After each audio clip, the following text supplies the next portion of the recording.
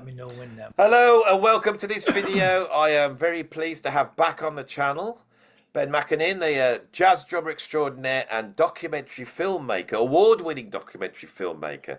And I wanted to have a chat to Ben because he's currently in the process of making a documentary on the Native American input into the history of jazz, which is something I've brought up on this channel. It's been quite controversial when I brought it up, but I think it's a very interesting thing because I think it changes our view of jazz history somewhat. So, how are you, Ben? Are you okay? Hey, Andy, thanks for having me. I'm doing great. Doing Yeah, great. Excited to be here. lovely. That was a You wonderful know, introduction. I'm good at them now. You see, You're a master. I'm a You're a master. master. I'm a master now. Yeah. Tell us a little bit about this documentary, how you came to, because you were the guy that told me about this sort of, when we were chatting about the creation of jazz. And there was me saying, well, it's a black music form, and you went, well, not necessarily, because other people were involved, and it's like, do you wipe away the input of one less privileged group by trying to champion the other? And I thought, oh my God, I hadn't thought of that. And I thought, well, the Native Americans, did they have anything to do with jazz? So that's my question. That's my first question. Did they have anything to do with the creation of jazz? I do believe so. There are many people who believe that, who know that to be true. Um, so there's a lot going on here and there's a way to do it. I think that's sensitive. I want to preface some of this with some sensitivity, some statements regarding understanding where a lot of the resistance and anger comes from people. But going back to your initial question, last year I began collecting interviews for a film to be focused on the obstacles women face in a male-dominated industry. Women in jazz, we are here. Well, in the course of collecting those interviews, I interviewed about 4 or 5 people who are Native American jazz musicians, men and women. And they each had been doing their own research. These are younger musicians. I say younger than me, people in their 30s who recently caught on, who caught the whiff of this Native American presence. Some of them grew up on reservations and started talking to their elders. So they felt very empowered to pursue the precedent of Native Americans tied into the genesis of jazz. I've always felt very strongly about the connection. I grew up with a proximity to Native communities, and my father's work had us visiting Native reservations, Indian reservations in America. And before we started recording, I told you about an experience I had with the Ojibwe Indians in Canada, sweat lodge ceremonies, and so in the process of making this Women in Jazz documentary, I found an opportunity to splinter off and continue the research into the Native American contributions to the genesis of jazz. And as you very well know, there's a lot of resistance to that idea. There's a lot of resistance from people to anything that suggests jazz is something other than a purely Black American art form. And so before we get into that, it's important to talk about definitions. What is jazz? What is Black? Why do we care? And why are we having this conversation? And then again, what is Native American? And I think one of the reasons people get so angry is because there's some deeper issues here. There's the issue of identity, and there's the issue of pain, of cultural pain. And I think a lot of people are really wanting to be acknowledged, almost nothing to do with jazz, really. Jazz is the flashpoint, it's the catalyst. But I think a lot of people, especially people who go to school and are given a lot of ideas We talked about this Mm. philosophies that come out of, well, before I get to the Harlem Renaissance or anything like that, it's important to acknowledge that with descendants of slaves in America, there is a distinct lack of history, of identity. Um, and people who don't have that lack, people who have a clear understanding of where they come from, tend to take it for granted that that's a source of stability, of confidence, of feeling like you belong. I mean, maybe that's what sometimes people talk about privilege. I don't want to go there with that flash word, but the idea is, if you have a clearly defined history, roots, you tend to have a better sense of yourself in the present, more confidence, self-security. If you don't, and if culturally you don't have that, then you seek it out. And I believe when it comes to the issue of the Black creation of jazz, a number of people are clinging to that as an important part of a cultural identity. They don't know which country in Africa they came from, for example. They don't know what the generations, 6-7 generations ago did. They need heroes. They need a history, and we have some of those. Some have been documented, and a lot hasn't. So I think that's one thing to acknowledge, at least as what's coming from, let's call it, the African American community. Then we look at, well, what is Black? One of the big problems when we talk about something being invented by Black people, what's a Black person? All right, so it probably doesn't get any Blacker than Africa, I would think. And it's important to understand too, when we speak about this now, Andy, we're speaking to a global audience.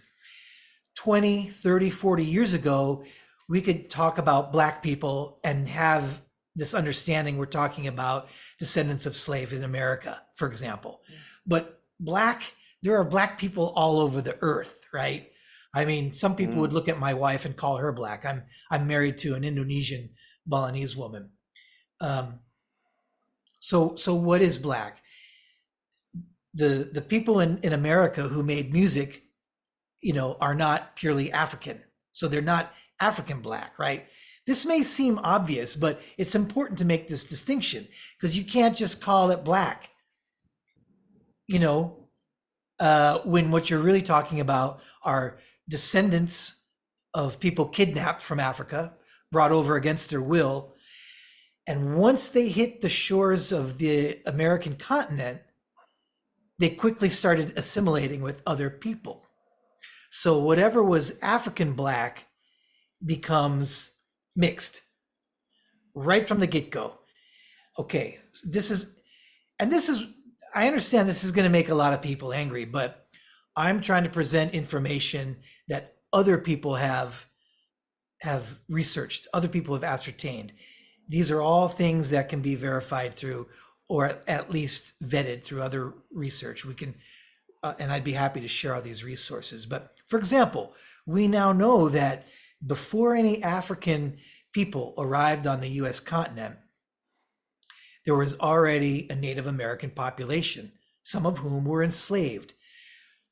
So the first slaves in America were Native Americans. When Africans were brought over, they were put into a pre-existing Native American slave culture. When the Africans ran away, they were accepted by Native American nations. They were assimilated. And this started at least in the 1500s. So by the time we start to see the elements that make jazz what it is coming together in the middle to late 1800s, By that time, there has been 300, 350 years of assimilation and mixing of not only blood, but of culture.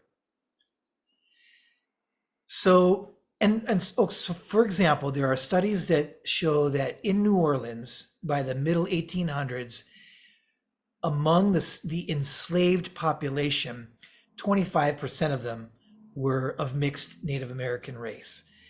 By the end of the 1800s, that percentage goes up dramatically, closer to 70%.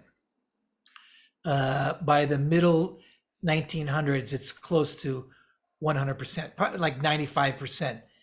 So by about the 1950s, if you were a Black African American who could trace who didn't just come straight from Africa, but whose parents and grandparents and ancestors were descendants of American slaves, you were 95% likely to have Native American bloodlines, which means one of your grandparents had a full-blooded Native American mother or father.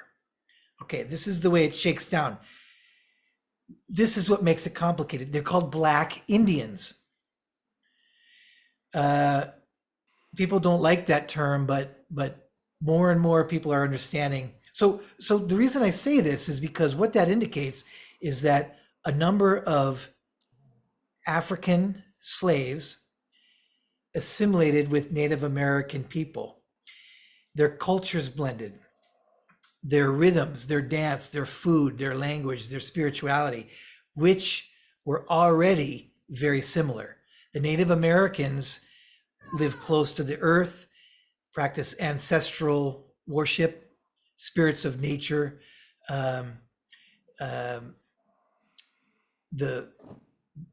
knowledge of plants. These are all things shared in common with the Africans. Native Americans sang with call and response. They danced with drums, in circles, with improvisation, with growls and slurs, blue notes, minor pentatonic scales, and shuffle rhythms. When you dance, 1, da 2, da 1, da 2, ba boom, boom, boom. That's the Native American heartbeat, the drum. So basically, every element a person could use to identify jazz music is found within the Native American cultures as well. So there's no reason, and it goes deeper than that. We can look at Congo Square in New Orleans. Congo Square is oftentimes identified as a flashpoint, as a nexus point where African Americans could freely dance, sell things at the marketplace, celebrate on Sundays. It was for all people could meet there. Well, Congo Square exists on top of Native American sacred land, where the Native Americans would do their corn festivals. So everything done on American soil is done on sacred Native American land that has been infused and imbibed with their culture for thousands of years. This is almost like the assimilation of paganism into Christianity, isn't it?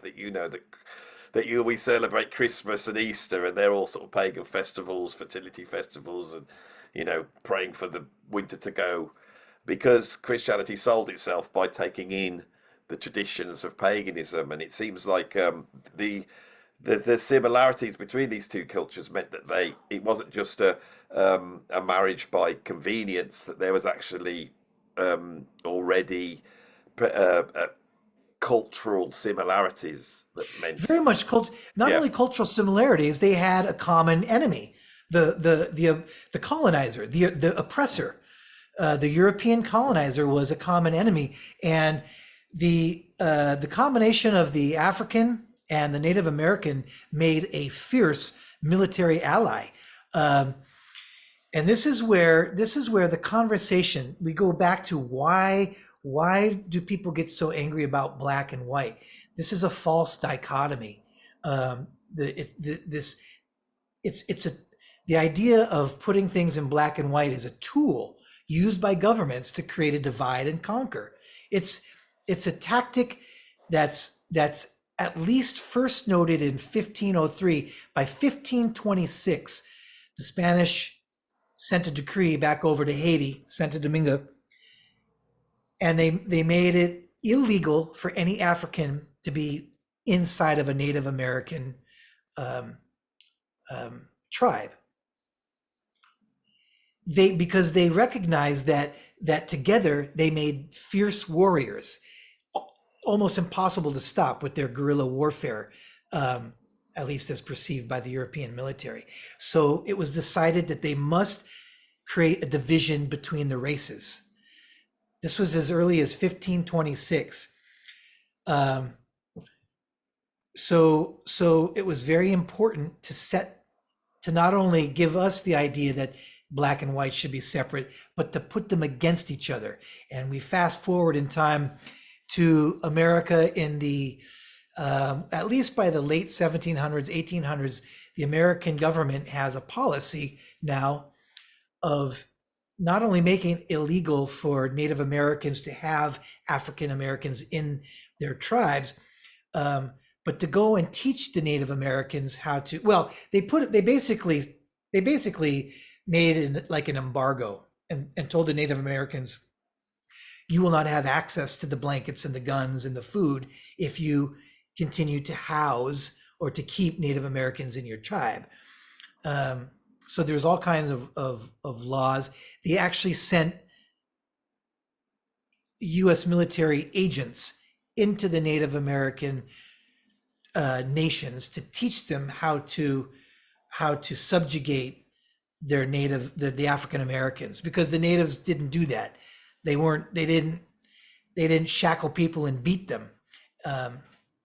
But the US government went in and told them they had to do those kind of things in order to continue to receive aid, in order to continue to keep their lands. So is this the period where the American government decided that certain tribes of Native Americans could be civilized, and they? This is before that. Yeah. But when that happened, the decision to allow Native Americans to assimilate into American culture meant basically you had to give up your native spirituality. It basically meant if you adopt Christianity as your faith, wear our clothes and go to our schools, you can become an American citizen. But that basically meant separating them entirely from their culture. But what's really interesting is that, okay, so we know the American government and the European governments were actively creating division between Native Americans and African Americans, and all of the mixed, what later was called mulattoes, all of the people that were being mixed with all of South American and the Caribbean. We don't want to go into that. Yeah, that gets complicated, but at the time, I've seen a triangle which has white people at the top, and at the bottom you've got Native Americans. You've got what I think are called Zambo, which is like mulattoes, what would be called black Indians, all the different mixed race, and then you've got Native Americans, and that is the slave class. And then they've got people above that, and then you've got white people at the top. So they created this hierarchy, which was then would justify them enslaving people. And this is why certain races are either bundled into that and they go up and down in that. I mean, this is an appalling thing, isn't it? This idea of justifying enslavement based on racial grounds, and then having it so delineated that they are looking at race. I mean, it's like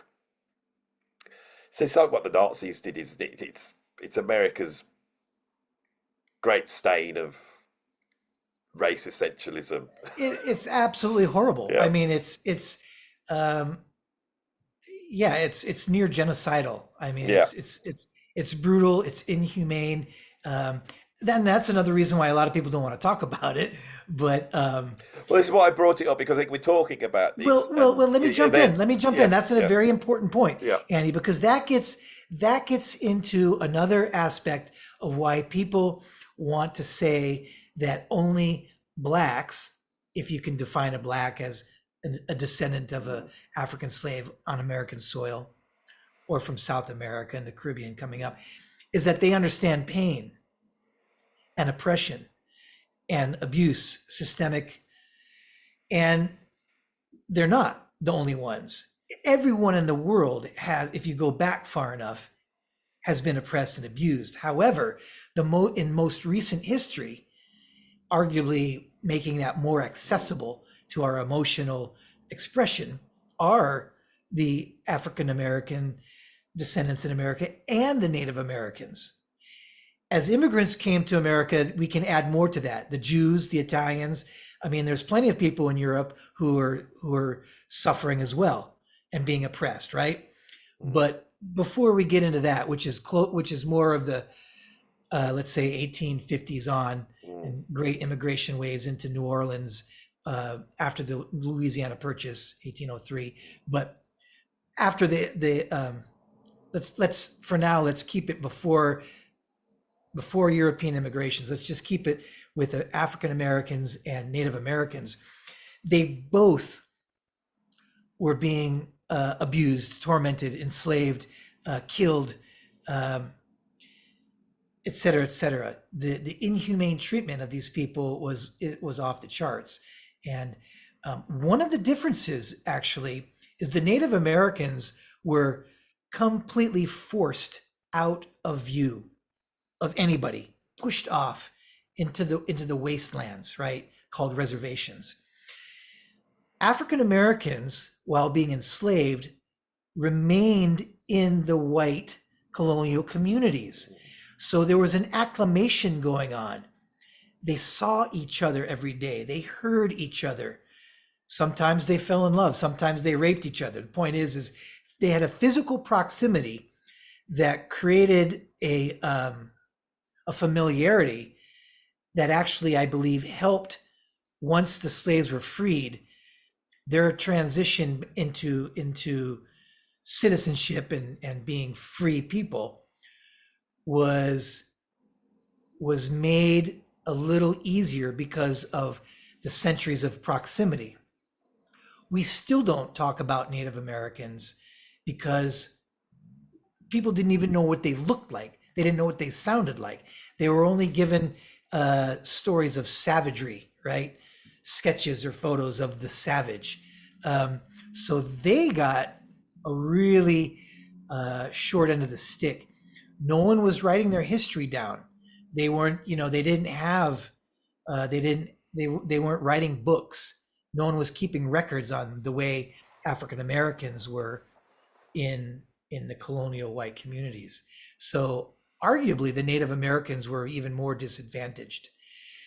Another thing to consider, though, is that the Native Americans had their drums. They had their drums ironically, up until just after the Civil War. The African slaves had their drums taken away. African slaves run away, assimilate to the Native American culture, and they have drums. They share the Native American drum. America passed some laws that outlawed Native American spiritual expression, their dances, their music. That was somewhere in the early 1900s. I want to say 1924, but ironically, that's when Black Americans got access back to their drum. So there's some strange ironies there, but that's it in a nutshell. The Native Americans have been here from the start, before anybody else, and they had all of the musical elements that go into the blues and into the genesis of jazz. Now, I'm not saying they created it by themselves, but one has to ask what was shared between the cultures of the African Americans and the Native Americans, given their similarities and given the proximity, given the fact that they intermarried. Here's another very interesting thing.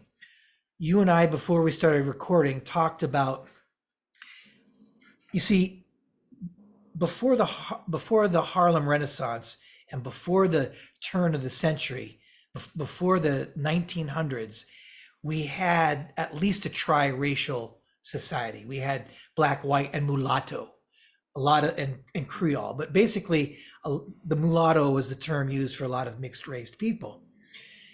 Those terms went on census records. The U.S. Census, when it was taken and when it was written down, people would write Native American or Negro or white or black. But what started to happen in the late 1800s and was codified into policy by the early 1900s, at least 1924 in Virginia, was the erasure of those records and the policy to make you either black or white. So census records were wiped of any mention of Native American, of any mention of mulatto, and you became either black or white. A big reason for that was taxation, was money. If you could claim Native American status, you could avoid paying taxes because you weren't an American citizen. The Native Americans, as long as you weren't an American citizen, you didn't have to be taxed. Southern governors and politicians caught on to that and wanted to collect the tax money, so they made everyone, to the degree that they could, black. What's ironic here, Andy, is the techniques used to divide brothers and sisters, to divide people who were becoming one and turn them from being mixed race, whatever, mulatto, and turning into black and white, and teaching them how to hate each other for dominance on that social hierarchy that you described, the triangle. The people who are now fighting to identify jazz as a black music versus white music are using the same techniques that were used to divide us. And that brings us back to the inclusivity of jazz. The jazz has always been an inclusive music. The spirit of jazz has been, if you can play it, and if you feel it, get on up here and play. And a lot of the politics now being perpetuated in the academies, which you and I have talked about, maybe we should let the YouTube audience kind of relax into that a minute, but we're being pushed back into a false dichotomy, into a race war that doesn't need to be there. Yeah, that's what I feel since about 2013. I think that's the change, and some people have said that's coincides with the smartphone. Actually, it's the smartphone, but actually, Andy, you tipped me off to another date, 1987, and the Jazz Appreciation Act, the Jazz Preservation Act, yeah. JPA of 1987 is when millions upon millions of U.S. taxpayer dollars went into subsidizing jazz. And in order to do so, it needed a well-defined, simple definition. Black American music as a high art form, as a national treasure. Yeah, and I mean, I've worked in the same sort of funding structures here.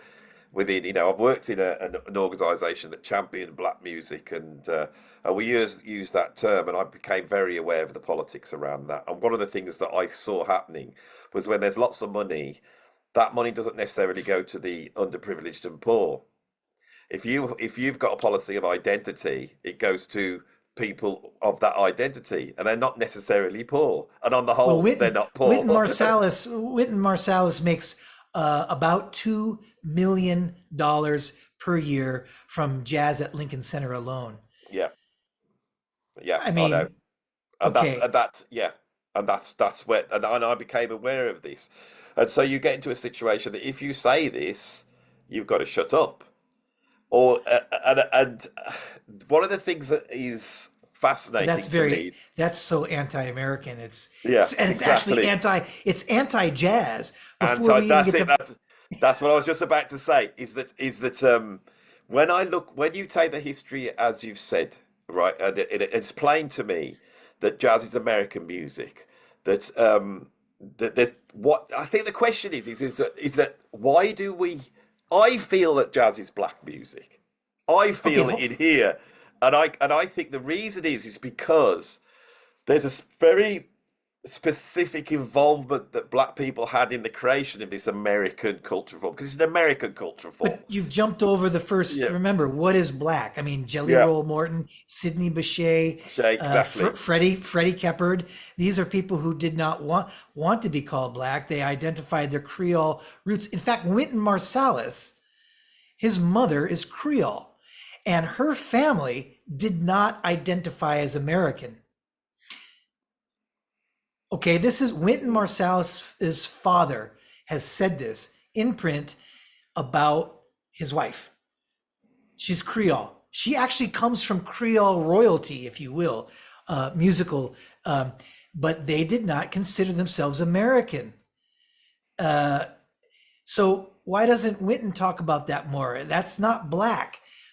Let's see. I think I want this video to be all night. I don't want it to be like one of my controversial ones. I did when you started off and go, let's actually acknowledge the black genius black musicians, and their, let's try and I really want to do that on this.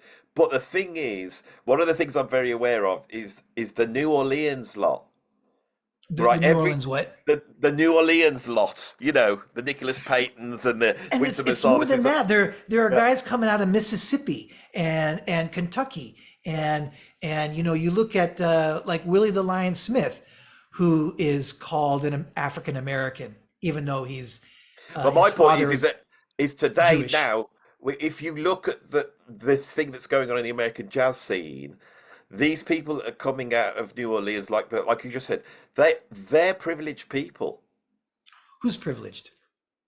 A lot of the jazz musicians that are emerging now, contemporary jazz musicians that you. So I was looking at a new singer that Veronica Swift that you mentioned to me. I checked her out. Incredible singer and deserving Making a special movie on her. Yeah, absolutely incredible. But she exists in a world where her family is from jazz. That's right. You see, and O'Brien and that is for me as a British jazz musician that had nothing around me at all. To be, if you're born in New Orleans or you're born in a jazz family, and you always read these biographies, they made their first album at 9 years old, or they like Nicholas Payton's like this. So when this Black American jazz thing came out, and I looked up Nicholas Payton, I thought he's part of the thing. He has privilege, and the trouble is that we're not talking of privilege. I don't know what privilege means in that there's all sorts of different privilege. So if you're good looking.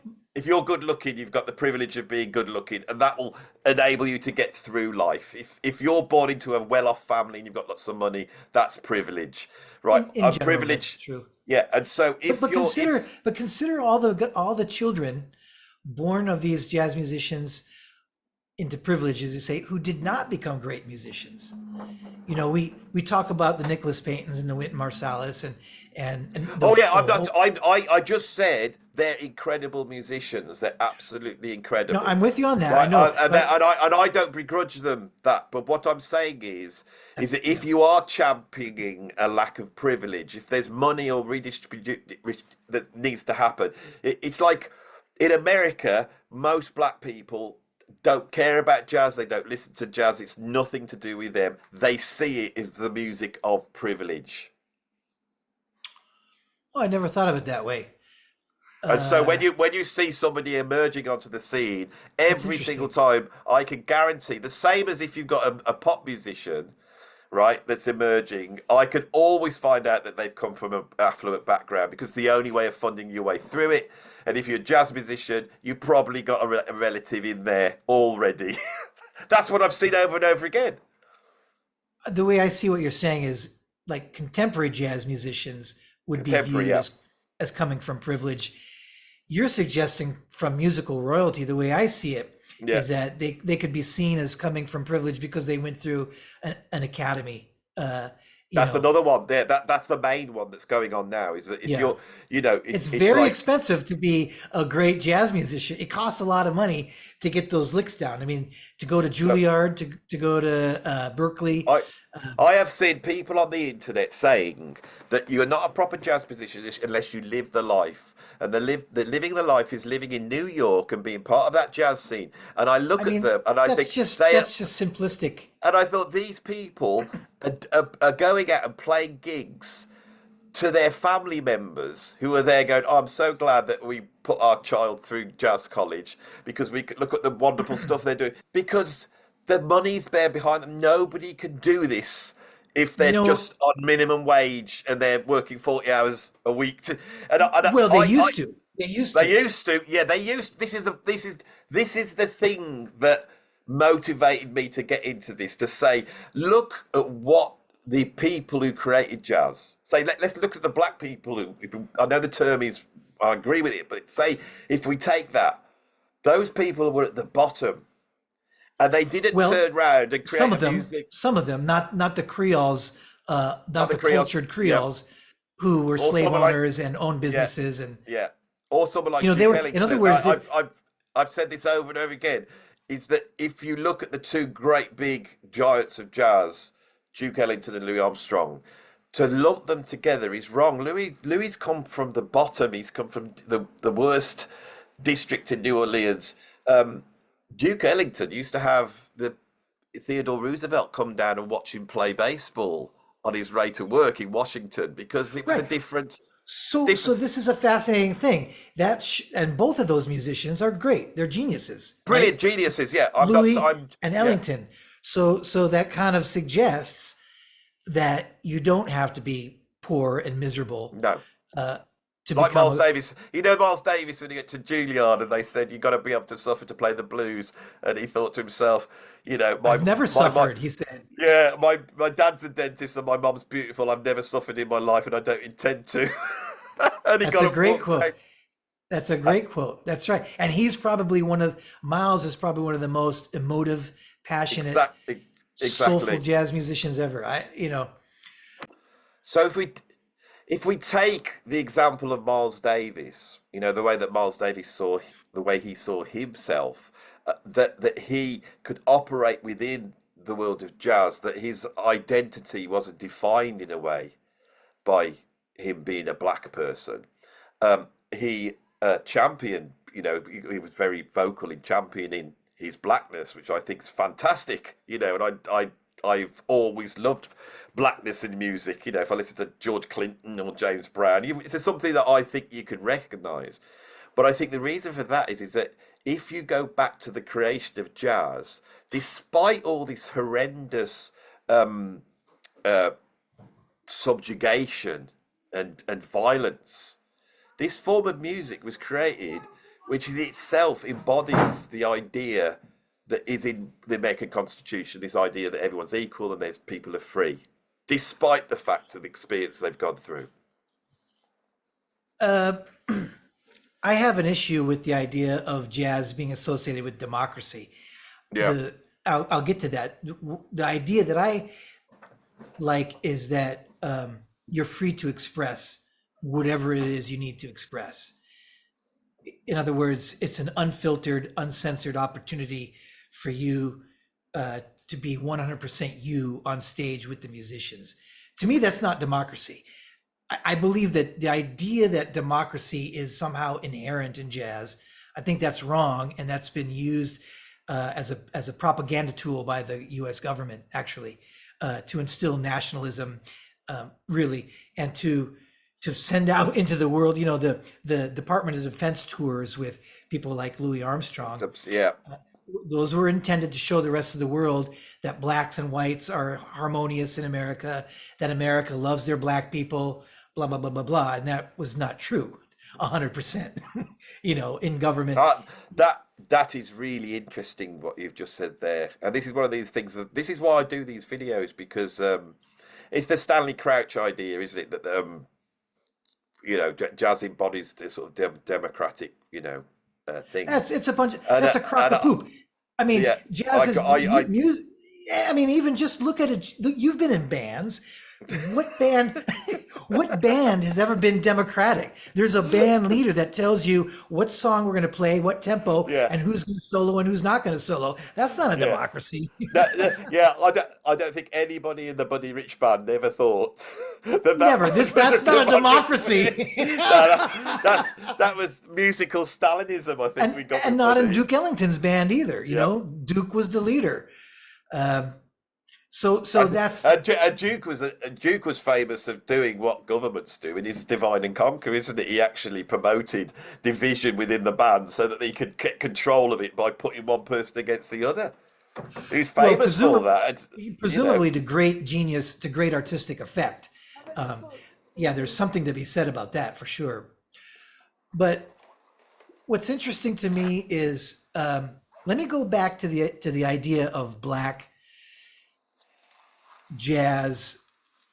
Um, there, I think what a lot of people, when you talk to other people who are angry or upset or take issue with the idea of Native Americans or yeah, multicultural beginnings, people who want to say no, there was a black culture and jazz comes from black culture. Now we know they're not talking about Africa. When they say black, they mean descendants of African American slaves, in essence.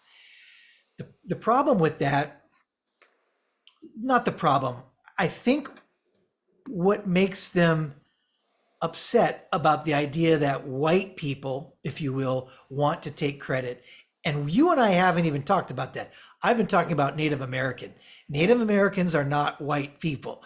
no, Um, but if we're going to talk about white people being part of the genesis of jazz, a lot of people don't like, they believe that whites are incapable of feeling what the African American has gone through. The African American being specifically the slave yeah. culture, the history and the tradition and the pain and the suffering of slavery.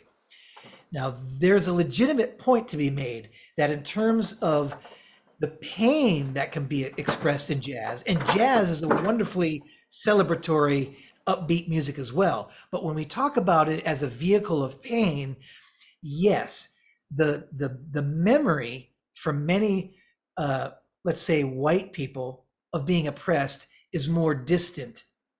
We have to be careful here because let's say English, let's say descendants of the English colonizers, their feeling of oppression is much further removed than anybody born into an American slave history in America. But can I jump in here because uh, I know where you're going with this. Do This you? sticks, yeah. This sticks in Well, my throat. I I tell you, just want to be I've, I just want to be clear that what I'm saying is we are all, every person on this planet is capable of channeling deep pain. but what? Pain is But the thing is that what I find so difficult in this is if you're talking to me about this, I is think I that am. yeah. If you're talking to me about this, I'm a white guy. I'm British. I was brought up in very middle class. I was quite privileged when I was younger. I've got a degree. I was educated. I'm quite a privileged person. I see myself as I identify as a British white person. But my mom was born in Calcutta in 1940. When she was 6 years old, she had to get out of India or be killed because of the fighting that was going on. Part of that was because of the oppressive empire that the British had, and part of that was because of the fighting between Hindu and Muslim, and her family was both Hindu and Muslim. She had to get sent out, right? My mum never knew who her father was. It was one of two men, right? But the one person she thought was a father because of the situation. Now, my mum in India, her family were very, very rich because there's all these ideas about immigrants, you know, that they're poor. And my mum's family was very rich. In 1946, they have to leave, and my mum arrives in England with no money. And then her father, that she's not too sure, but her father then disappears. He's either murdered or he decides to abandon his family and take the money. Most likely murdered because everybody was being murdered. My mum remembers being on a train and trying to get out of India and going past, you know, pools that had like headless bodies in them. When my mum arrived in England in 1946, nearly 80 years ago, she had horrendous racism that affected her and when she was at school, she was very clever. She was told by her headmistress, you are not going to university, your sort don't go, and they ripped up her application form so she couldn't go to university, thereby racism completely determining her life. When she was young and she had very dark hair and dark skin, she had racism. Now she's old and she's much paler and she's got grey hair, she doesn't get any. I'm very aware of this. Never happened to me, but I know what happened to my mom. My mom had to fight when she came out of school because she got called a Red Indian. Where you going? Back to your wigwam. That's what they used to shout at her. So I think, how can someone assume, looking at me, that I'm not close to that? It hasn't affected me. I'm never going to try and score points by saying I understand that, because I don't think I do. But my mom does. Well, that's how close I am to it. Yeah. That makes sense. And people in my family who look Indian, the ones who, because we're a mixed race family, so there's people who are fully Indian and people who are fully white, they still get racism. And my niece, who looks in between, sometimes she gets racism and sometimes she doesn't. She says when she does, it's really upsetting. But what's more upsetting is when she doesn't, but her friends who look Asian, Indian, do. She feels like that. She said that's worse. And so I start to see the complexity of racism. And I start to see that the idea that, as I said to you beforehand, that if you look at bebop and you look at the great genius of bebop, Charlie Parker, his father's is an African American, his mum was Native American. So why aren't we saying bebop is Native American? Why aren't we saying that? I'll tell you who else with Charlie Parker, his bass player. Here's one a lot of people don't realize: Oscar Pettiford. Oscar Pettiford started, he recorded with Coleman Hawkins, one of the original beboppers, and Charlie Parker, Dizzy. Oscar Pettiford, his mother is pure Native American, and his father, I believe, is half Native American. Max Roach had Native American heritage. And so Oscar Pettiford passed, if you will, as an African American.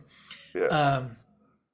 And told his wife, Oscar Pettiford had been developing a theory that the rhythm of jazz did not come from Africa or African Americans.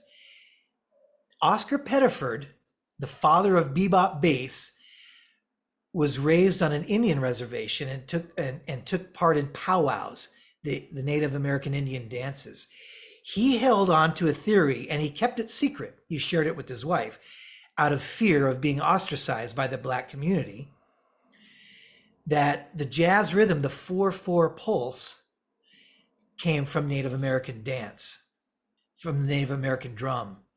And there's a letter from his wife. He died young. His wife wrote into Downbeat magazine asking them to do a better job honoring his contribution to jazz. The letter was in response to a poll, one of the best of bass player polls. But so you jumped in, we're talking about bebop, right? But most people, when they argue about the beginning of jazz, they're talking about a music. Well, this is another important reason to define what is jazz. Yeah. A lot of people who have this argument, they stop at 1940. They don't go back, further. And when you go back, this is another issue I have, is that Buddy Bolden that's the beginning of jazz. Well, Buddy no, obviously obviously invented not. jazz. He's the king of jazz, and he's a mythological figure. I mean, we have one picture of him, no recordings, but we do have an oral histories from musicians who either heard him or played with him. He was certainly just one of many. Yeah, and every musician who's heard him, Sidney Bechet, Jelly Roll Morton, they say what he was playing was blues. Those musicians came up at a time when no one was using the term jazz to label the music of New Orleans.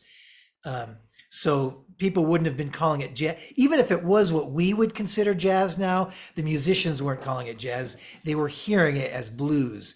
And Buddy Bolden was a known alcoholic, and he was known for playing very loud. He was probably a drunk, loud improviser because he probably forgot melody lines and stuff.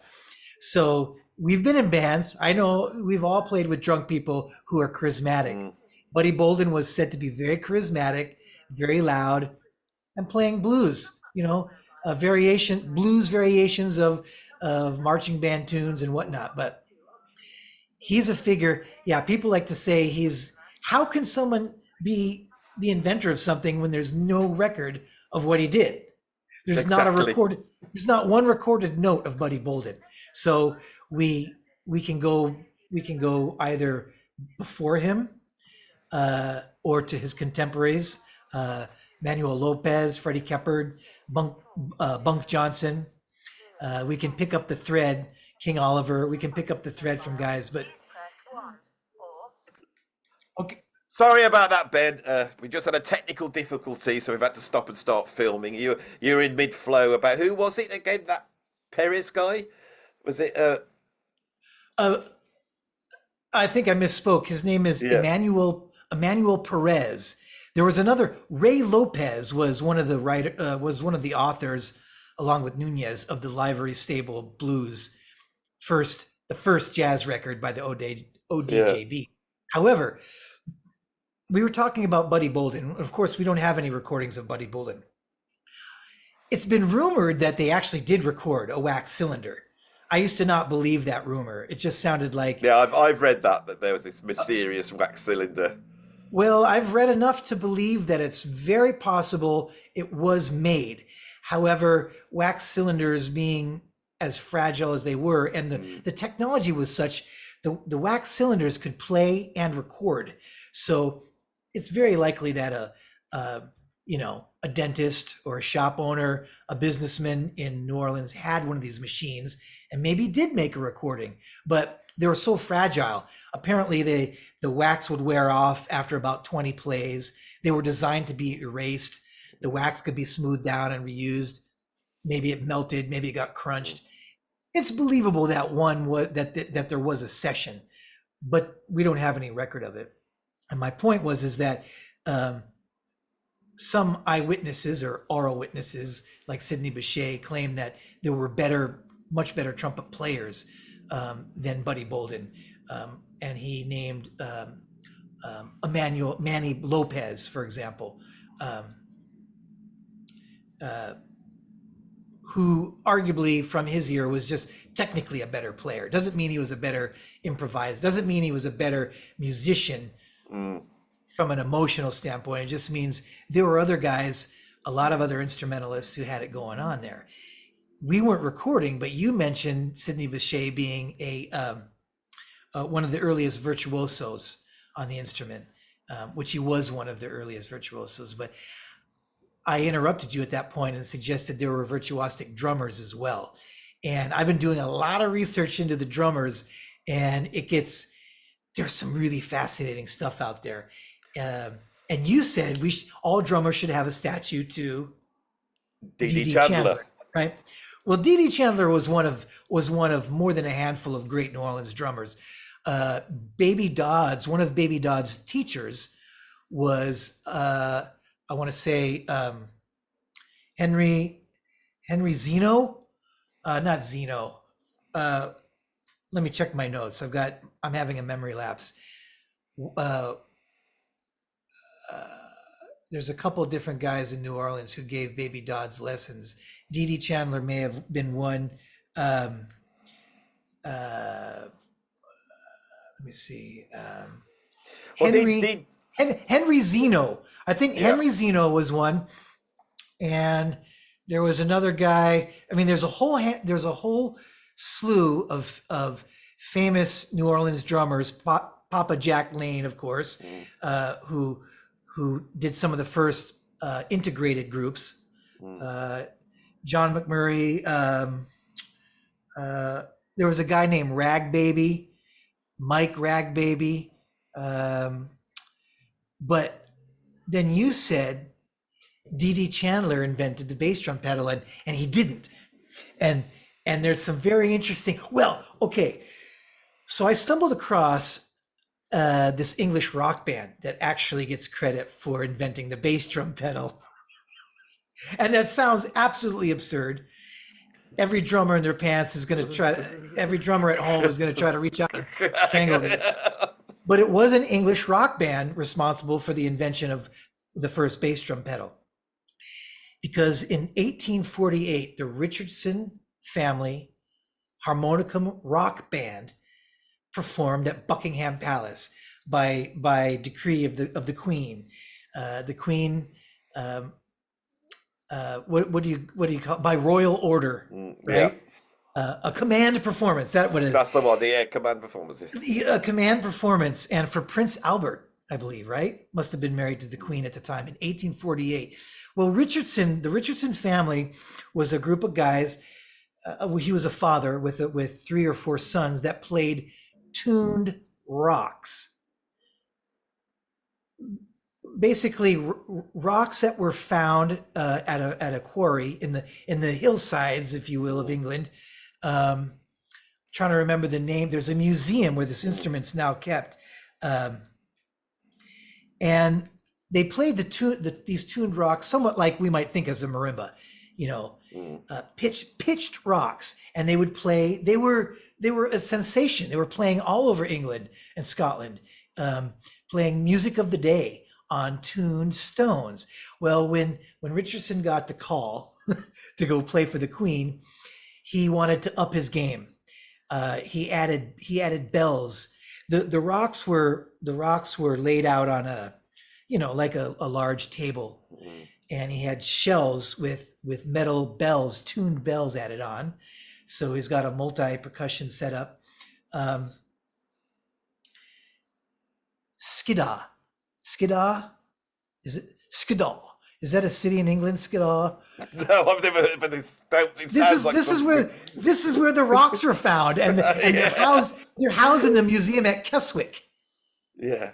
Keswick? Okay, so this Richardson has a bass drum pedal commissioned by a snare drum inventor named Cornelius Ward. Cornelius Ward had patents on rope tuning snare drums, and he invented a rope pulley bass drum pedal so that this rock band could play a remote bass drum along with their tuned rocks that had been collected from a quarry at what did I say? Skedgwick? Skiddaw. Skiddaw, yes. I will find out about this. So from at least, and I'm not sure when Cornelius Ward patented this pedal. I believe Richardson commissioned him to make the pedal, which would have put it at least a year earlier to the patent. What happened to this technology in England if everyone in the Queen's court saw this, and presumably the Queen's scribe was taking notes on the performance? What happened? What happened to the bass drum pedal in England? Is there any chance that bass drum pedal came on a ship from England over to New Orleans or to the East Coast? We know that these New Orleans drummers were fashioning their own pedals. D.D. Chandler had an overhanging bass drum pedal. So the pedal activated a beater from the top to come down on the bass drum. They were overhanging, and the early pedals that the New Orleans guys had typically, not always, but they would have a cymbal striker attached as well, because the bass drums had a cymbal attached. So the early bass drummers were hitting a bass drum cymbal at the same time. Yeah. Then of course we know that Ludwig, William Ludwig, that's patent in that's 1909. Yeah. 1909. That's what a lot of people like to point to. Interestingly enough, Ludwig was a pit orchestra drummer, playing the vaudeville shows and orchestral music. And he needed to play the bass drum faster as conductors were increasing the tempos to meet the demands of the dancers. He's like, I got to get this bass drum moving faster. So he, borrowing from the technology that these earlier drummers had already fashioned. It's very interesting. Well, so for a while, I was convinced that the first bass drum pedal was an English rock band. But depending how far we drummers are willing to stretch the definition of bass drum pedal, it goes back to a Viennese inventor in 1815. 1815, there was a piano invented by a Viennese, not Vietnamese, by a Viennese guy. I want to say time. I just found this out like a month ago. This piano has a pedal on it that when the piano player depresses the pedal, a cloth covered beater strikes the soundboard of the piano to make a bass drum thump. And at the same time, there's a striker hitting little metal cymbals, little metal rings inside the soundboard of the piano. Ching! So you get the shing, shung sound. 1815, man. Well, the thing that's I think this sort of exposes is that the history of music is so chaotic with all. We know this. It's all feeding in from different places. So That's right. This idea of trying to nail it and say belongs to this That's people right. or That's this right. thing, That's right. this. And the best you could do, I think, is possibly nail it to countries. Okay. So I don't have a problem with African American because I think they're definitely American. And It's definitely America. Yeah, However, the window is very small because we know that by at least, look, if you want to call the first jazz record 1917, which I don't believe, but the experts all use that for now.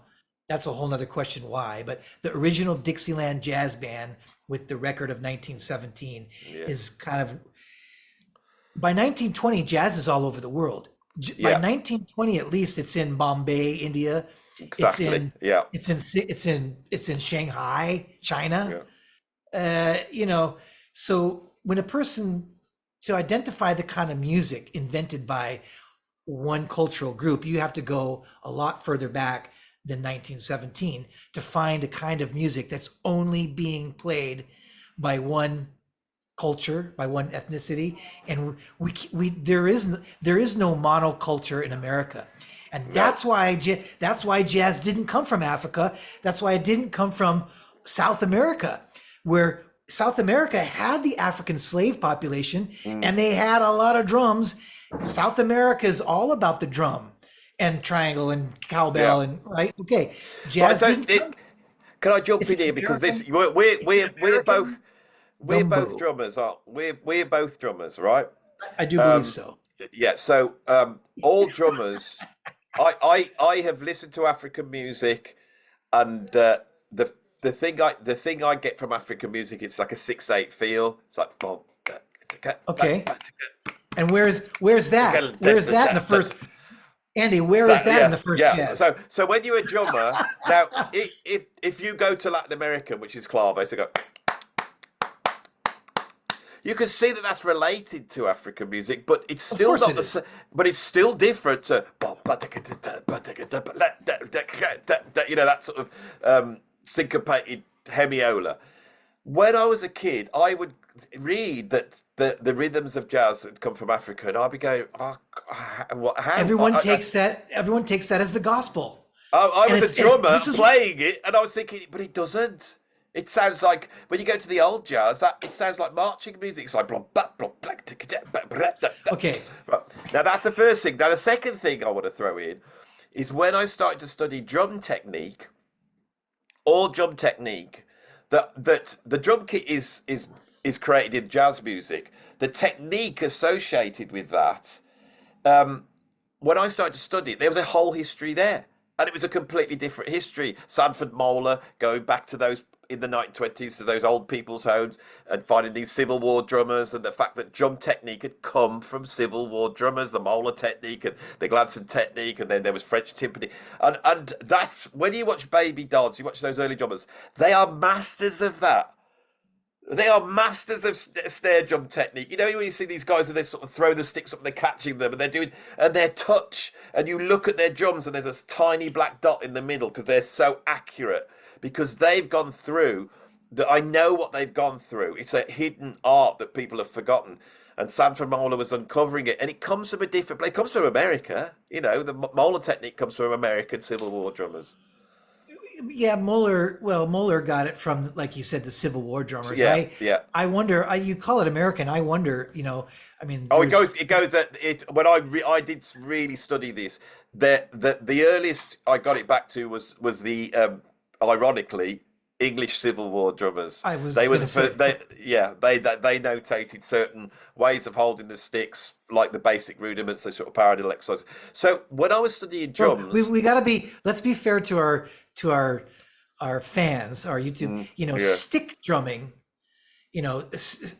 when we talk about snare drumming, what you're talking about, I think you're really alluding to the rolls, the rudimentary techniques that lead us to a roll, because stick drumming, that's totally African. That's totally different. Yeah, that's ancient. I mean, that's Chinese. It's all ancient culture that has stick. My point is that when I started to study drumming as a kid, and I was studying the technique, and I was going back to those early. You weren't learning African drumming. I didn't feel like I was learning African drumming, and I didn't feel like the technique that I was trying to get was not that.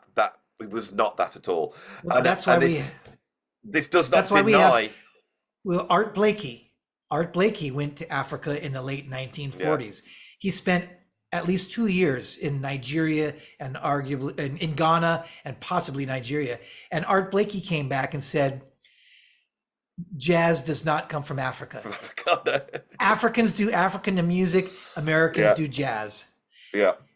Because of exactly what you're talking about. Later, the African rhythms and South American rhythms, later they came to really affect the music. The clave, the clave you reference, or the tresillo, the three part of a 3/2 clave, that was present in South American music and came up and started to influence the ragtime. You could argue that rhythmic cell from African music. But here's the other thing. People lived in South America before African were brought there as slaves. So there's another sort of disservice, I believe, done to the people of the Caribbean and of South America and of Cuba and whatnot by putting Afro first, because that suggests that the African influence is greater than whatever indigenous music they had. It would be like saying Afro-Indian when you talk about Native American. And it's sort of, I mean, it's true on the one hand, because we all come from Africa. From a DNA perspective, we all come from South Africa, according to modern science. But no one likes that. We don't say that, I don't say I'm African. And so in the same way, there were many kind of deep ritual, spiritual, deep rhythms all over South America, the Caribbean, Mexico, right? So if I've tried. So what is the jazz rhythm? But go ahead. You've done a lot of research, Andy. What is the jazz rhythm that comes from Africa that we hear in early jazz music? Well, do you know how I teach jazz swing? Play along to Count Basie. Well, 40 years of being a drum teacher, what I do is we're talking about playing like military drumming, snare drumming, and that requires a certain technique where you've got to learn the surface of the drum. And I get my students to drop the stick onto the drum. And if you drop this, we've all done this, you drop the stick onto the drum and you let it bounce, don't you? And you start to feel the bounce, and then you're bringing the stick back. When you drop the stick onto the drum, it goes.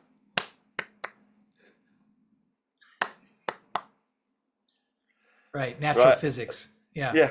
that's where I think the jazz swing comes from. The jazz swing is like one of these things, like the major scale or the overtones. It's one of these things that just naturally goes. It's exactly a jazz swing. It goes. It actually goes. Well, That. Da, da, da. there are experts in the field who make the point that it's jazz, that it's drummers, that it was the drumming that actually was the catalyst to what we call jazz, that it began with that rhythm. And the rhythm, it's just kind of a little bit of common sense, but rhythmic innovations tend to come from drummers, not trumpet players. Yeah. I'm just saying that Yeah. that would be a starting point. I could be wrong, but most rhythmic innovations tend to come from the drummers. Yeah. You know, especially when you talk about rhythms in the rhythm section, as opposed to the way Wynton Marsalis would have us believe in the Buddy Bolden movie, where Buddy Bolden taught the rhythm section how to play jazz rhythms. Yeah. Anyway, what's interesting about that is I think it's very important to go back, because I think you and I are in danger of being misinterpreted as saying, now we're saying jazz swing comes from English parade band drummers. No, I'm not. I am absolutely not saying that. What I'm saying is coming from drummers. It's coming from drummers, and it doesn't matter about race. So but let me offer, because I don't believe there was ever a monolithic Black culture in America. Yeah. And what you said earlier, it's almost impossible to pinpoint it's like looking for where a river starts from. You're willing to say jazz starts in America. I would be willing, if someone was hard-headed enough that they didn't want to hear any of this nonsense about Native Americans in 1500s. Yeah. If we were to say that jazz began with Jelly Roll Morton, or going a little further back to the early drummers, the musicians who played with Papa Jack Lane, we have to call them Creole and African Americans, or some variation of that. It wasn't just Black. There were, if you look at the Sidney Bechet's and the Kid Ory and the Saint Cyr, and we have a very strong Creole population making music with the African American slave descendants. What did they do? What did they do differently? What is it that they brought to the music? And when we listen to Baby Dodds, who learned from the vaudeville minstrelsy drummers, the silent movie drummers, the Dee Dee Chandlers before, is there was a distinct playfulness and innovation. And the point I'm getting at is that the oppressed people of America in particular, some of whom were Creoles, and some of whom, and all of whom were the African American slave descendants, they had a more than a motivation. They had, what am I trying to say? The language of dissent, the language of breaking free, the need and the emphasis the impetus to express their agency, their freedom, was manifest in innovating the forms, the rigid, if you will, forms that came from Europe. So you take a march and you start playing it up on the side of a drum, or you play over the bar line, or you give it a lilt because you're going to dance with it. You're going to look at that woman in the audience, and you're going to translate, as opposed to rigidly sticking with what the music says to do. That, I believe, is something that oppressed people, immigrants to America, had this too. The Italians and the Jews and whatnot. They had their voice, their drums, their freedom, their respect, their dignity had been taken away. And one way for them to give the middle finger back, and at the same time to dance and celebrate in a way that wouldn't get them punished, was to do it in less obvious, subtle ways, by innovating, by giving twists and nuance and flavors to the music, by playing a pattern on the rim or on a woodblock, or with a china cymbal on the offbeats, by constantly, by avoiding the rule and the rigid and the form, sticking within the form, you keep in lockstep, you're still marching, you're still playing their song, but within it, you're putting all of your own cultural experiences, your own personal story, whether it's a person, right? I think that's the thing that, let's call them white Americans, the privileged white Americans, the descendants of the colonial Americans, who, let's say, in general, had it easy. They certainly could walk down the street without any problem. They may not even stop to think about putting something innovative or twisted or devious or secret language or codes. They wouldn't think about they wouldn't have a need to slip that into the music. They'd just turn to their friend and go, blah, blah, blah, blah, blah. They'd say whatever they wanted to say without fear of being put in shackles and thrown into jail or worse. So it's that kind of language that I think was very important to the development of jazz. It's that freedom of the individual expression to say whatever you want, to make a commentary on your oppressor, to make a commentary on that beautiful woman or the beautiful man in the parade that you're marching along next to, Yeah. to talk about anything. That's something that the people without privilege, that the people who were oppressed or coming from a more immediate place of cultural pain, that's something they brought, and there's no doubt about that. But that's not the domain of a race or of a color of people. In America, it happened to be very much the African American experience and very much the experience of Native Americans, at least. At least what you've just said is very, very close to my conclusion of what happened. So I start with this idea: nobody actually knows. We should have this conversation because by talking about it, we are actually just trying to uncover what happened, and you get loads of brains on it. And that's why I think I don't like this, what's going on, because it's stopping the conversation. So taking that as big, I've never said this on the channel before because I don't know this, but this is what I think happened. Yeah, this is what I think. It's very close to what you said. All the way through human history, we have folk music all around the world, and folk music is played with your head. You remember it and you regurgitate it. Your family teach it you. You learn how to play it. In learning it, you change it. You change the stories. You know that thing you're saying? You change the stories, but it sort of stays and slowly morphs. That's how folk music works. In Western European tradition, the musical of colonialism, they have classical music. Classical music's a high form, and the reason why it's a high form is because it can be written down, and then to be able to perform it, you have to be trained. You have to be trained in a way that's very specific so that you can interpret the music that's on the page. I'm a rock drummer. I have learnt to read music when I was in my 20s, but I'm a head player first and foremost. That's how I play. I'm like a folk musician. I'm not a classical musician. That's how I see myself, right? I think that what happened is all the way through history, you had folk forms, classical music. There's those two things going on.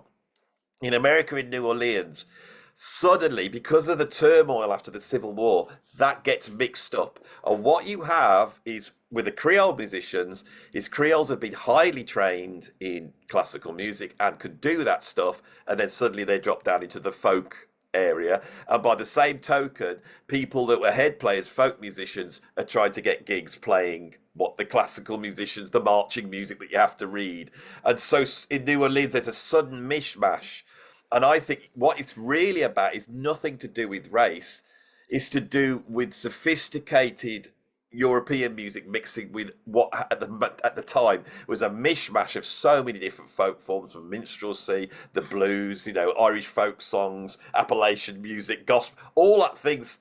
And these musicians within that created something so unbelievably new that it never existed before, in a way, because what it was like folk music, but it was a high form of folk music equal to what you could do with classical music. It's like a new thing, and it happens to coincide with the invention of recording.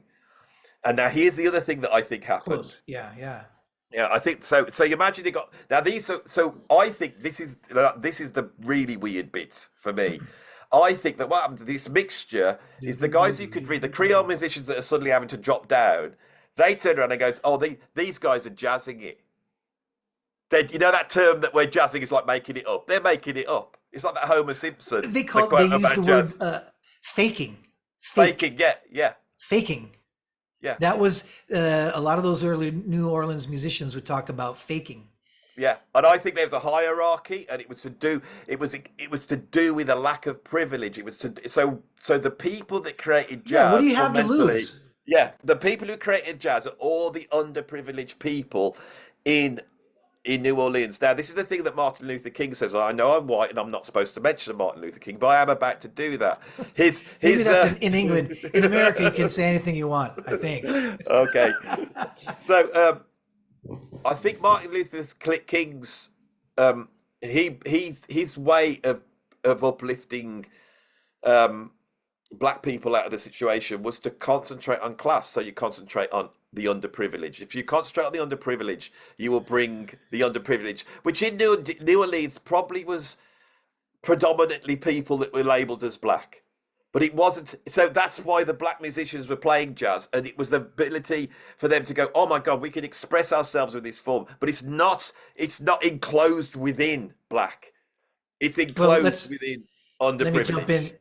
Louis Armstrong, if we're talking New Orleans after the 1900s, Louis Armstrong actually wrote, while he was living with the Jewish family, I believe their name was the Karnofskis, Louis Armstrong saw that the Karnofskis, the Jews in his neighborhood, suffered more than his own black people.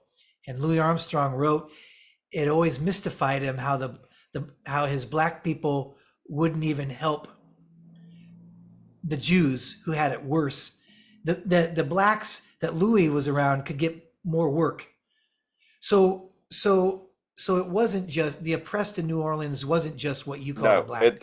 No, I'm not. I'm trying to explain why I don't think it should be called black music, but why the perception is that it's the underprivileged, of which many people were labelled as black, as like you said. Now the Louis Armstrong Louis Armstrong said something in 1936. Louis Armstrong said that when he was coming up a little before, he said, just before I started playing trumpet, the greatest band in New Orleans was the original Dixieland Jazz Band. He said they were like an orchestra of jazz. This is word for word what he said. They were like an orchestra of jazz, right? Oh, they yeah, were great. He said they were doing things he had never heard before. Yeah, so this arrangements. Everybody's pulling from everything. And the other quote that I love comes from Jelly Roll Morton, who he himself said he invented jazz, and I think he's got more. I would go that he's got Jelly a good claim Morton, to that. Yeah, I think that. Now he said he didn't invent it, but he was very influential. Yeah, because he's the guy that arranges it really, and Louis is the next guy to really arrange what is this weird folk form that everyone's playing. But Jelly Roll Morton said when he first came up and started playing, that if you were a jazz musician, playing jazz or blues, whatever they called it, they didn't have a name for it back then. If you were playing that music, you had to pretend to be Native American to get the gig. I read this because he was interviewed so much. I read this and I went, oh my God. And that way, after what you said, I was like, the light bulb, and I thought this music, we don't know, but it could be Native American, couldn't it? It could be, couldn't it? Well, no, to me, there's no doubt. It absolutely is Native. Yeah. The Native American presence in the genesis of jazz, to me, is unquestionable. It's there. I mean, you can't have pizza without the dough, without the bread. Yeah. And the Native American is the land. I mean, they were here in every aspect of life. And everyone who came to this country was affected by the Native Americans. Even, for example, Jack Teagarden, the trombonist who played with Louis Armstrong, said that it was around 1910 or 1912 when he and his family ended up moving to Oklahoma. He heard the Negro spirituals and the Native chants, and that's just indicative of what was going on. I think you're onto something when you talk about the oppressed people, but the spirit it isn't just the oppressed people. um, in terms of all the components. It's one of the important ones. I agree with what you're saying, and I think what distinctly happened in America was a people who needed a form of expression but were denied a history. They had no access to their land, to their instruments, to their history, to their storytellers, to the village leaders with their musical knowledge. They had to create something that resonated with them. If you were given European song forms and European instruments or whatever, you take what you have and then you alter them to fit your needs, so that you have something you can believe in and feel good about.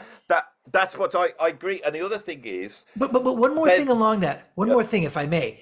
What's fascinating about America and the people, especially, this is where I see the Native American of influence a little less and more directly of the African American and immigrants who came here. The oppressed people became decoupled from the sanctity or rigidity of ritual music, like ritual rhythms, music that was meant to honor the gods, ceremonial music. You don't mess with that. You don't take creative improvisations. That's what I meant about folk music. When I said folk music, it moves with the time, but you do not change folk music. Right. So so when you take a people and you decouple them from their folk roots, put them somewhere, they've got to reconnect with that somehow. So they reinfuse what they have at their disposal, and this is a form of improvisation and creativity that all people have. But you recreate your own folk music. But it was the freedom to do that. They didn't have elders telling them, no, you can't change. Oh, when the saints go marching in, you can't alter that note. They could do anything they wanted, right? Pretty much. And that's what empowered them to innovate even more so. Now you've said that, I'm going to change mine a little bit. Rather than it being the music of the underprivileged, how about it's the music of the outsider? I like that. Because that means you could be a privileged white person, but you're sort of privileged white person that wants to cross the tracks and go down there where the outsiders are hanging out. And this is the same thing with rock and roll. It's the same thing with punk. Every single genesis of something new starts off with the outsiders because they have a different point of view. And at that time in New York, it was a whole bunch of people, and predominantly it was going to be the Louis Armstrongs and the Duke Ellingtons and the Jelly Roll Mortons and the Bechet's and the King Olivers. They were the outsiders.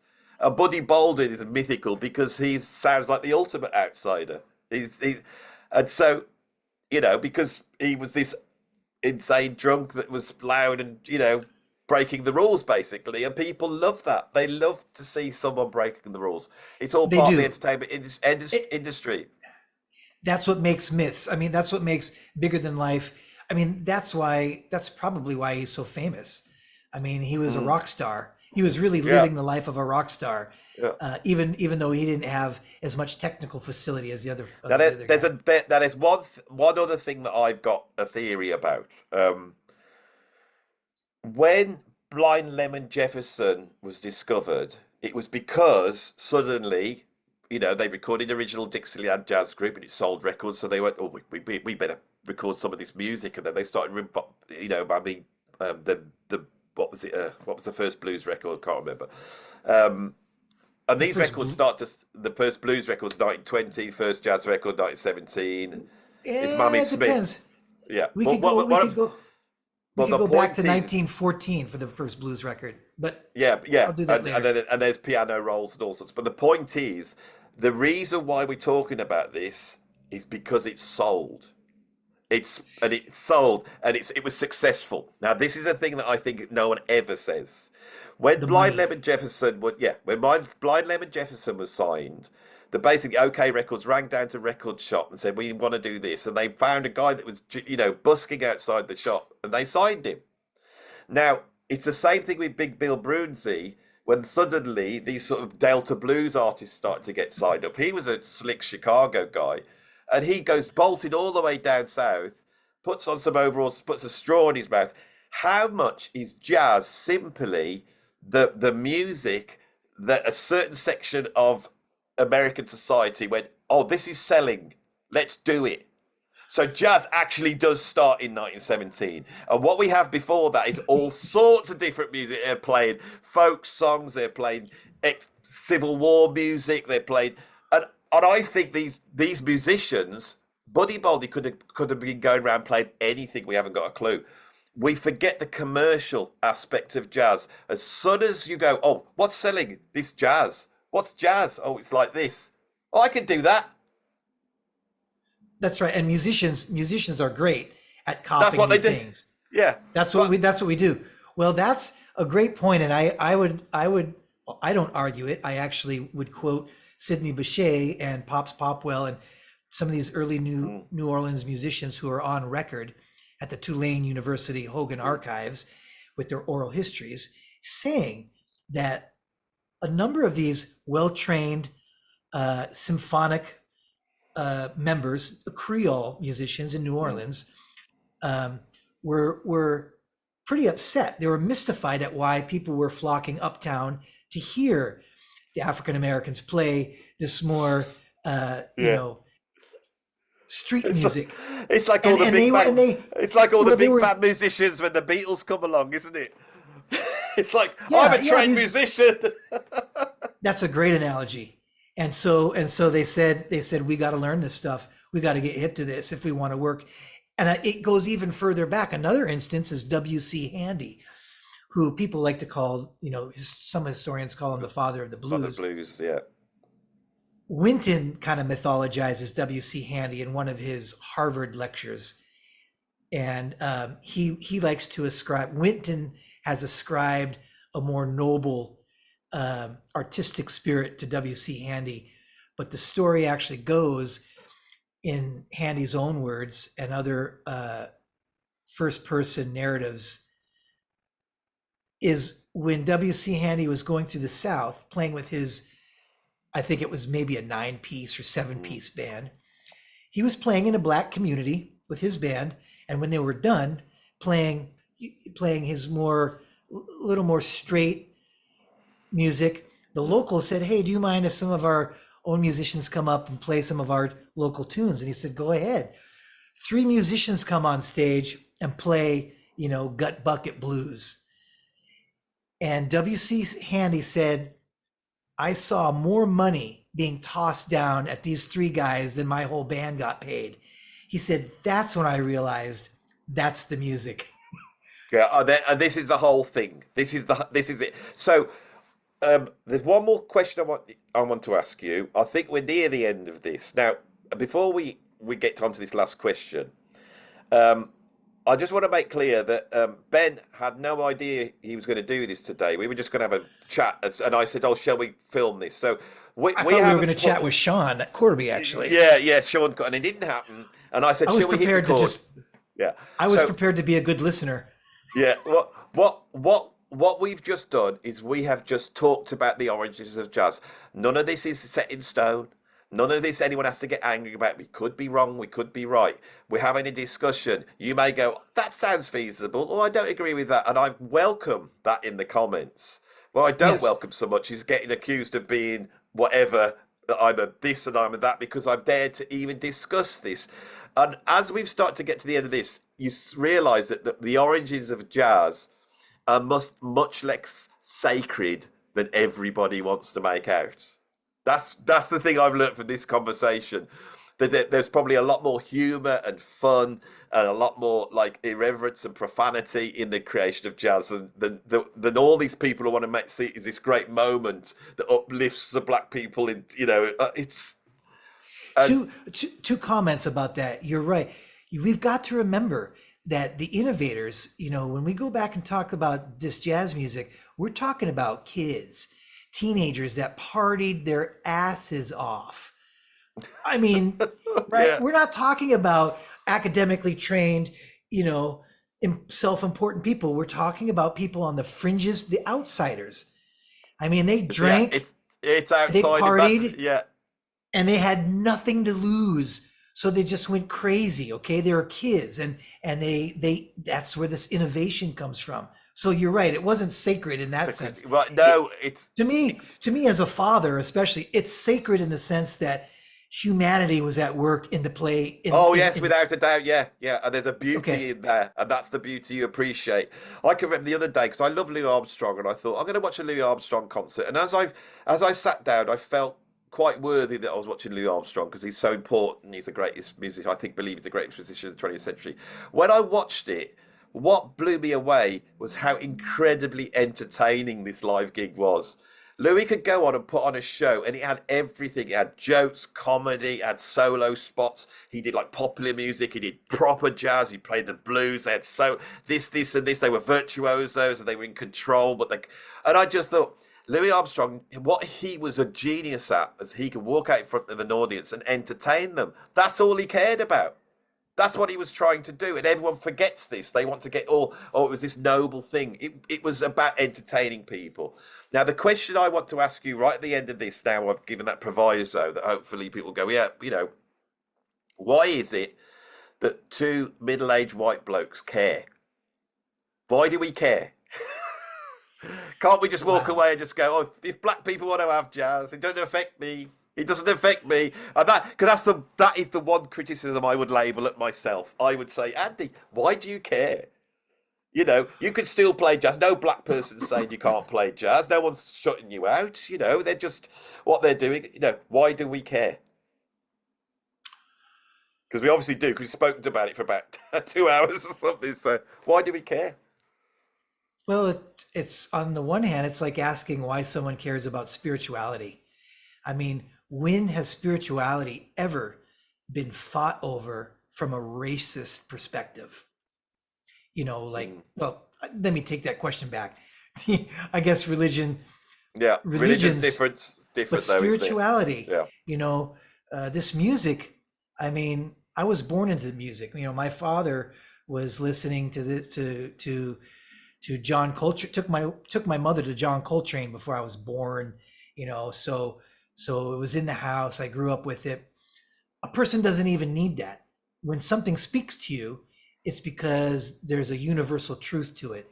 And that's the point of this inclusivity, is this music pulls people in regardless of where you were born on this planet. Arguably, since we have jazz shot out into outer space on the Voyager spacecraft launched in 1977 by NASA with the golden record, Louis Armstrong is in outer space. Same with Johnny B. Good, Chuck Berry. Chuck Berry, and a lot of other people. But It's the a point shame. is, It's a shame when they did that. Kenny G hadn't quite made it at that point, had he? And no, if they could have got duo tones on, because that's the biggest selling jazz record in history. That really does give an example of where, why is there no Kenny G on it? but look, I care. My father was a political science professor. Yeah. I was raised to seek and honor the truth. I was raised to read books, to research, to be open-minded. There's a spiritual aspect to music, and there's a duty to contribute to the betterment of society. And you and I are knowledge seekers. Doesn't mean we're right, but it means we care about having conversations with our fellow That's humans that. in order to. You got it. You get it. Yeah, We're yeah. trying to. And it's like, I will sacrifice. I will sacrifice the idea that I held as being the holy grail that jazz was black music. I thought that all my life until certain facts came up. Now I may go back to that at some point. I want to be able to do that, right? And I want to be able to have two perspectives and put them together. It's like you said to me before we started recording. I'm not a politician. I can change my opinion. I will change my opinion based upon the truth, and that's what I'm seeking. And the other part of this that I think is I've become aware having this conversation is that if you are a African American person and you've grown up in that culture, you have a viewpoint which is sort of inside jazz, or at least you believe it's inside jazz, and that viewpoint is extremely valid. But if you are a white British person that has been, my whole life has been determined because I had jazz go down my ears. My whole life, who I'm married to, my kids, where I live, my job, my house, everything I've done has come from this music. So I do have a perspective on jazz, and it's the perspective of someone that's not a part of that, and the awareness of how it spoke to me. And I think you're very similar to that, aren't you? I think Well, we have this, I and think it's your all about the perspective is outsiders. It's well, outsiders. your perspective is very telling, because if someone could argue you are disassociated from the origins of the music, you know, in England, whatever, the point is the universal nature of this music is such it can go across the ocean to a person who hasn't had anything to do with America and its ugly, painful history, and yet you can play it and you can love it and you can learn it and you can be a part of the family without having to show any membership card. You know, you don't have to. That's exactly it. And the thing that I can remember being very young, and on the mantelpiece, I don't know where they come from, but there were these little busts of Mozart and Beethoven. And in the 1970s, when I was growing up, they were the greatest musicians, was Mozart and Beethoven. And I think these little busts had come through in a breakfast packet. And they were plastic, and my mum and dad had put them on there, 'cause they're quite nice. And my dad had an Oscar Peterson record. And I remember he put on this Oscar Peterson record, and I thought, this bloke's way better than Mozart and Beethoven. What? Well, Look what this guy's doing. Yeah, well, they look what this spoke to guy's. you. Yeah, I was like, has anyone noticed this bloke here? Didn't even notice he was black because I was a little kid. He was on he had a TV show. I didn't notice he was black because I was overwhelmed by going, look at this bloke here. And anyone know it was that like a revelation? Why isn't anyone go mad at this? Look what he's doing. Everything about the groove, the virtuosity, the composition, everything. His manner, the amount of power and control and charisma Oscar Peterson had, that you just felt that he was this mighty power. That's what I picked up on. That's what spoke to me. No slavery or civil rights or, oppression. I saw a mighty man. A mighty man, a powerhouse, an energy source. That's what I saw. It's wonderful. If only our children could be exposed to all the great music of the world without any propaganda pushing one class of people up above the others and allowing you to decide what you like. Not telling you, Mozart was the best and everyone else is, Mongolian music, the folkloric music of Peru, Indonesian gamelan, whatever, I can remember thinking all the music I like seemed to be connected. Like I didn't like English folk music, but I liked Celtic folk music, Irish folk music, the much more droney sort of stuff. I loved flamenco when I was a kid. I liked Eastern European gypsy music. I loved Indian classical music. I wasn't so much a fan of African music, but I loved North African music, master musicians of Jajuka. I loved the blues. I loved jazz. I loved rock music. I loved funk. And to me, all those musics were joined, and I still am searching to find out what joins those all up. But they're all joined. Hot Club of France, Django, I loved when I was a kid. I absolutely loved Django Reinhardt and Stephen Grappelli when I was a kid. I had tapes of the Hot Club of France. That was the first early jazz I heard, was the Hot Club of France. My dad was playing much more 1950s stuff. Wow. That's, I love this music. I absolutely love it. It's affected my life deeply. And to be told that I shouldn't have an opinion about it, or my opinion's not as valid as somebody else, I find that's just, I don't know. It's hard for me to imagine what kind of people feel they have the right to say that, and certainly why we would ever listen to that. As long as we're willing to engage in a conversation. I need to make it clear that myself, similar to you, I grew up with a lot of assumptions about jazz music. A lot of what we're talking about, I did not learn until quite recently. I've simply done a lot of studying and reading and listening to listening to recordings, music, and also reading about research that has been done, history that has been uncovered or that was never shared with me or with my generation of people. So it's a learning process, and I'm open to I would hope that people would discuss. Yeah. Oh, like, oh, you're claiming something happened in 1913? Show me. I'll show you. You take a look at it and let me know what you think. But at least, it's not coming from me. We're not making this stuff up. I'm assimilating information that I came to later in life. And I think I started, the reason I had so many jazz encyclopedias, and I had hundreds when I was a kid, right at the age of 13, 14, I was reading the history of jazz over and over again. I'll tell you why. Because I was trying to discover the musicians to listen to. There's no internet here in the UK, back in the 70s. There's no internet. You got a local record shop. And I can remember getting a little pocket jazz encyclopedia, and I was going through it, and I read about John Coltrane. And he seemed like the most removed.